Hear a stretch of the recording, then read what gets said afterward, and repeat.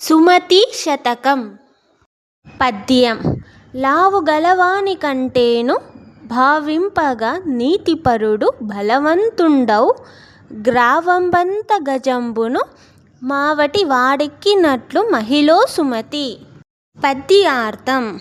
శరీర బలం ఎక్కువగా ఉన్నవాడి కంటే నీతి, ధర్మం, మంచి ఆలోచనలు కలిగిన వాడే నిజమైన బలవంతుడు. ఎంత పెద్ద ఏనుగు అయినా చిన్న మావటి దానిని అదుపు చేసి నడిపిస్తాడు. భావం. ఈ పద్యంలో కవి బుద్ధి మరియు నీతి యొక్క శక్తిని వివరిస్తున్నారు. బలమైన ఏనుగును కూడా మావటి తన తెలివితో, శిక్షణతో నియంత్రిస్తాడు. అలాగే జీవితంలో కేవలం శారీరక బలం కాకుండా మంచి ఆలోచనలు, ధర్మం, వివేకం ఉన్నవారే నిజమైన విజయాన్ని సాధిస్తారు. నీతి. శారీరక బలం కంటే బుద్ధి బలం గొప్పది. నీతి, ధర్మం మనిషిని ఉన్నత స్థాయికి తీసుకెళ్తాయి. తెలివిగా వ్యవహరించేవాడే నిజమైన బలవంతుడు. మంచి గుణాలు ఉన్నవారిని సమాజం గౌరవిస్తుంది. సారాంశం. పెద్ద ఏనుగును చిన్న మావటి నియంత్రించినట్లే శరీర బలం కంటే నీతి, బుద్ధి, వివేకం ఉన్నవాడే నిజమైన బలవంతుడు అని ఈ సుమతి పద్యం బోధిస్తుంది. పద్యం. సిరిదా వచ్చిన వచ్చును సలలితముగా నారికేల సలీలము భంగిన్, సిరిదా పోయిన పోవును కరిమ్రింగిన వెలగపండు కరణిని సుమతి. పద్యార్థం. సంపద రావాల్సి వస్తే సులభంగా వస్తుంది. కొబ్బరికాయలో నీరు సహజంగా ఏర్పడినట్లుగా ధనం కూడా కొన్నిసార్లు అనుకోకుండా వస్తుంది. అలాగే పోవాల్సి వస్తే వెంటనే పోతుంది.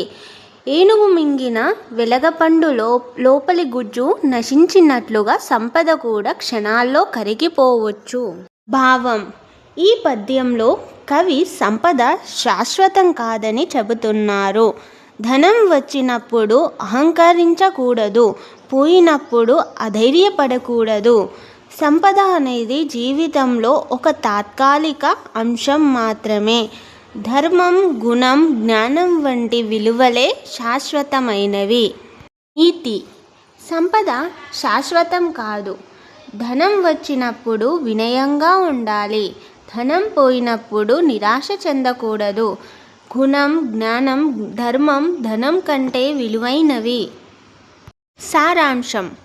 సంపద రావడం పోవడం సహజం.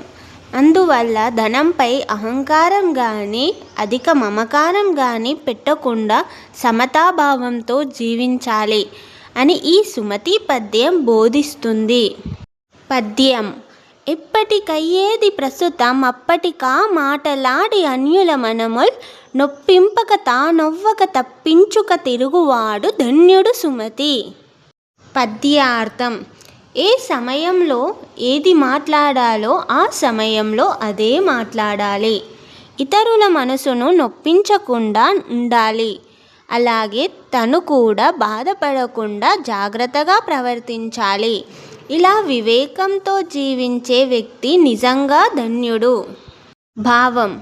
ఈ పద్యంలో కవి సమయస్ఫూర్తి, సంయమనం, మధుర భాషణం యొక్క ప్రాముఖ్యతను చెబుతున్నారు.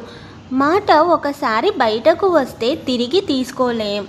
అందువల్ల పరిస్థితిని బట్టి ఎదుటివారి భావాలను గౌరవిస్తూ మాట్లాడాలి.